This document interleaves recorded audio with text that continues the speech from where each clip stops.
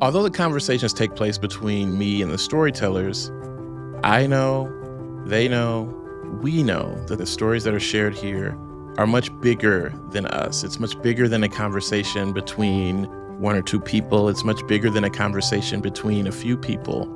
And we know that the messages being shared here have the capacity to reach far beyond just us, whether that be on location, whether that be across time. In this series, which I'm calling For Those Who Will Come After, storytellers reach across time, sharing messages and reflections for future generations, sharing what they want them to know, remember, and carry forward in the ongoing pursuit of social justice. There's two things, and I think they're sort of quotes, if you will, they're both related. One, my grandmother, my paternal grandmother, I don't think she made up this quote, but in fact, I don't know who said it originally, but she was a big fan of the phrase, bloom where you're planted.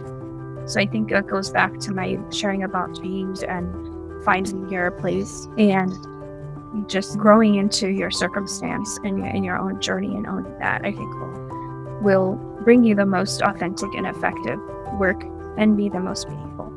And the other one also related to like planting in nature. I'm a nature person too. So there's a saying of our Prophet Muhammad, peace be upon him, like, I think it's one of his sayings, or it's just a quote, but about this idea that if sort of like, and I don't mean to end on a dark note, but it's beautiful. Like if the end comes, and every day now it feels like the end is coming, but if the end comes, like, and you're planting a seed, right? You're planting a tree, like go continue plant it anyway. And this idea that like, even if something horrible is happening or is coming or surrounding you, go ahead and do that good deed, even if it's not going to be there, right? Like, so this idea that we're doing things now, we're laying the groundwork, we're helping with policy change and social change and all the things. And next year or this year or in 50 years, it may be rolled back and change, or people may undo our work. But we may never know what the result is, but do it anyway, right? And because it's the right thing to do, you know, it's the just thing to do. And like, there's no other way to do things, right? I mean, I go back to my parents, like, there's no other way to live in this world than to sort of do good and just. That's all we have. Hope is not an emotion you await or a circumstance you await, but practice. If we're trying to create learning, growth, and change, we need to be good partners on the journey. I really love this notion of hope. Shane Lopez wrote a book called Making Hope Happen. He defined hope as the belief that tomorrow can be better than today, and I have a role in making that happen. So it is a belief combined with agency. If it's just a belief and you don't do anything about it, that's a wish. But if you go into action not really sure if things can get better, then you're cynicism. And then there's this notion of critical hope, which builds on that. And I don't necessarily distinguish them because that reckoning with reality is so important. But I think critical hope, which is three scholars that I turn to, Jeffrey Duncan Andrade, who talks about critical hope in urban schools, Michelinos Zembalas, who talks about critical hope in anti-apartheid South Africa, and then Kari Grain, who wrote a book called Critical Hope, who talks about global engagement. And mushing their scholarship together, I define critical hope as the combination. Critical hope equals an equity lens or a reality lens. Because sometimes the reality is other than equity, right? That's the reality. So what are you going to do with that? Or an equity lens, identify racism and sexism, the equity lens. Plus possibility, something could be better, plus responsibility, which is the agency. It doesn't mean you're entirely responsible, but there's something you can do.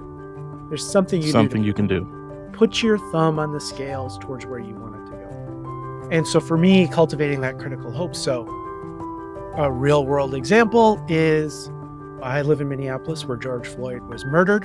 I live in Minneapolis and I can point to a murder of a Black man that happened 6 miles north of me, 2 miles east of me, 3 miles west of me, and 5 miles south in the past 7 years. That's hard. That is a hard thing, and it can be easy to lose hope in that context. Or I can say, what is the reality we're working with? That's police socialization, masculinity, militarization, training. There's a lot of things going on there. What else could be possible? I can imagine other possibilities for policing. Okay. And then what do I do about that? Well, I'm not invited to the conversation. So I can speak up. I can share things on social media. I can educate different people. I can vote. I can submit letters. What is the role I can play? I'm not on the city council. That's not the best place for me. But what is the role I can play? What do I want to do to make the world a better place in the next week, a better place for my family, a better place for my community, a better place for people I'll never know? And I think that enlightened self-interest says, let's think about the people I know and love and care about, but not just them. Let's talk about all people who are harmed, right? In this example, all the black men, all the black folks, but particularly black men in my community who are afraid. And what price am I paying as a white man living in Minneapolis as a result of the racism and the murder of 4 black men? The cost to me directly. Relationships, connection, well-being, the amount of money that my tax dollars have gone to paying fines and court settlements in the state of Minneapolis could have gone to other things like improving my kids' playground. So I pay a price of the racism in my society. And when we pay attention to that, then we just don't go, oh, poor George Floyd, that's awful. We go, how do I make my community better for all of us? Thriving, growth, safety, economic well-being, contributions. There's so much that can be going on. And there's so many examples of where that's happening. But I'm reminded on the mornings when I feel hopeless, then I got to cultivate hope. Don't wait for good news. Cultivate that hope. And it's a practice. Just like gratitude is a practice.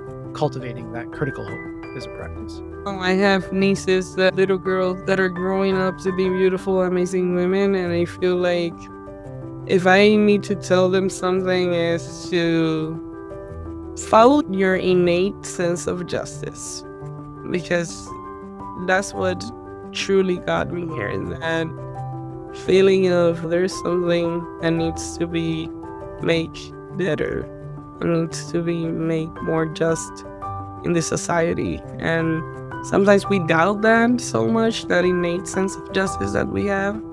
And I feel like future generations, even when you're in doubt, follow that, and that will get you to the right place. We hear a lot about how young people are filled with anxiety, and that some of them are feeling fearful about the future. Hear it with the young people in our family, like fear is a thing. And oftentimes when I was younger, I wish I had known this as my younger self too. Oftentimes when we look at people who are older than us, or they share their story, they don't talk about the nuances and the nitty gritty of what they have to go through. And I would say to young people, fear can be fueling. It doesn't have to stifle us from moving. And this is why I tell young people, it's not that there are moments or seasons where I'm not filled with fear. It's weird to say. I'm not afraid of fear. It gives me a sense of groundedness. Maybe it's my nervous system telling me to pay attention. It's how do I use the fear to propel me forward towards the thing? I'm not going to let fear stop me. So my encouragement would be, young people, yes, there will be moments where you're fearful, but don't let that stop you. Develop a plan around your fear, use it as fuel, and let's go. Let's get it done. We can do it. There's always going to be an older generation that is going to try to say that things need to be this way, or they've always been this way. This is just too hard. I can't, my brain doesn't work, that way, or I can't understand the world. There's always going to be older generations that have experienced life a certain way that will hold on to something that's still perpetuating the harm that you see in your lifetime. Challenge that. Know that life is evolving. It's always a door that goes around and around. Language changes, people change, perspectives change, identities change.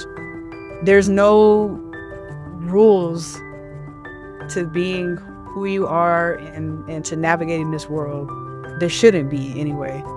Just let yourself be free in that imagination.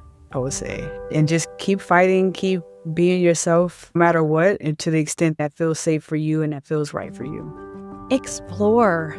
And I think Gen Zers are exploring, so it's not like I'm saying anything new to them, but really be okay being in conversation with people who have different perspectives.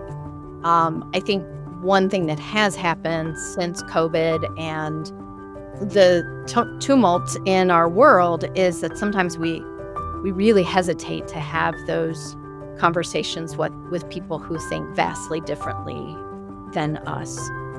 But we need to. If we're going to get everybody on board toward that goal that I was talking about in the first prompt, we can't just leave them aside and pretend they don't exist. We're going to have to engage them and find a way to do that where we too are listening and that they are listening as well. Gen Z is not one monolith of the us versus the them, but exploring those hard conversations that have to happen across different groups and not being afraid of that.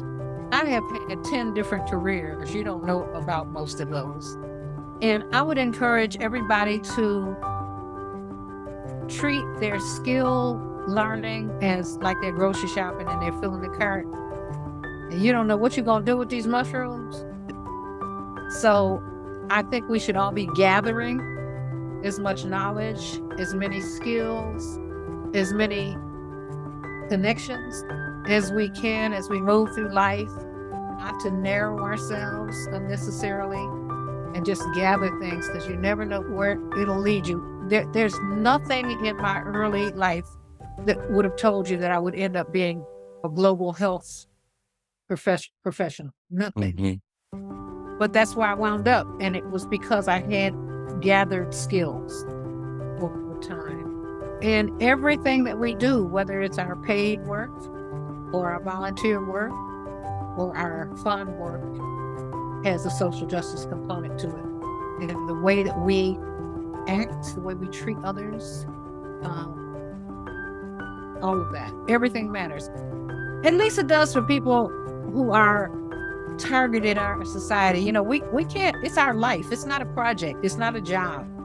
That's it's right. not a mission. It is our lives, and we can't turn it off. So we need to be aware of it at all times. That's not to say not to have fun, but to make certain that we are doing things that harm other people just because we're not being serious right now. Because it's our lives and our future as a society, as a community, and as a planet that depend on us. I'm making it sound so serious, but it is. It's dire.